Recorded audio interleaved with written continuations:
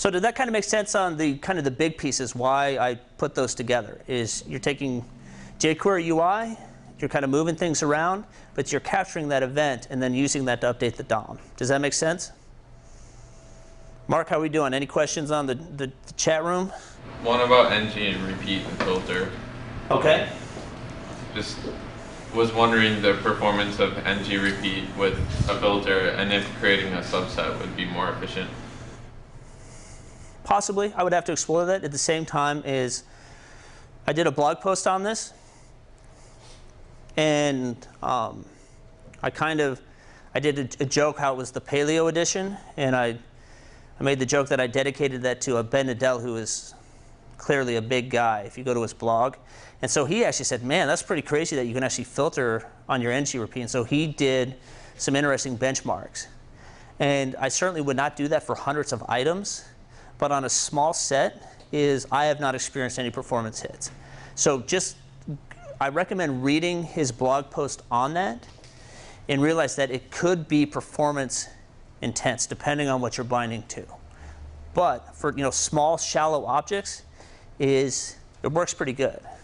And I think it's definitely a candidate for prototypes. So once again, does data binding cause a performance hit? Well, maybe. It depends on the context.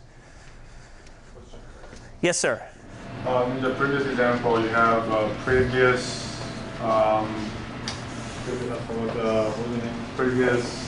content.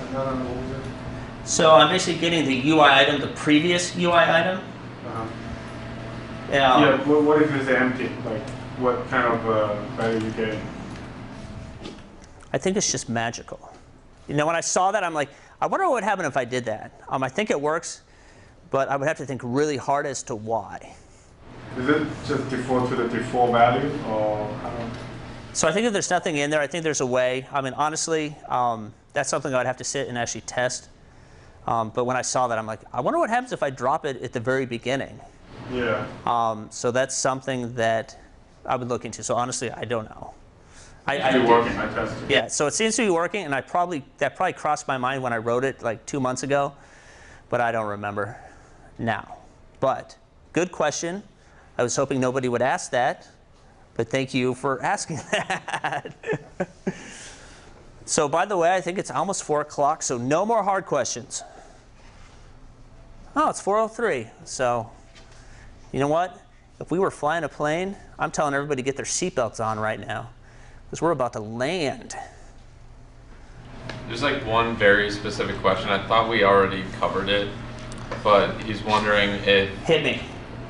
there's any way to prevent a directive from attempting to execute before the directives template as loaded, which results in weird display issues.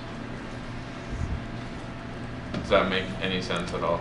So I've seen an example. If you go to yearofmoo.com, I believe that he talks about that in one of his articles, is there's a way to actually use kind of promises to handle that. Right, and we kind of covered promises, but maybe his specific question, you can go in and jump in and so if he type out an answer. Yeah, if he has even a plunker or a fiddle, and so even seeing a specific example where he's dealing with that, I would be more happy to. Yeah, that's the approach with that one.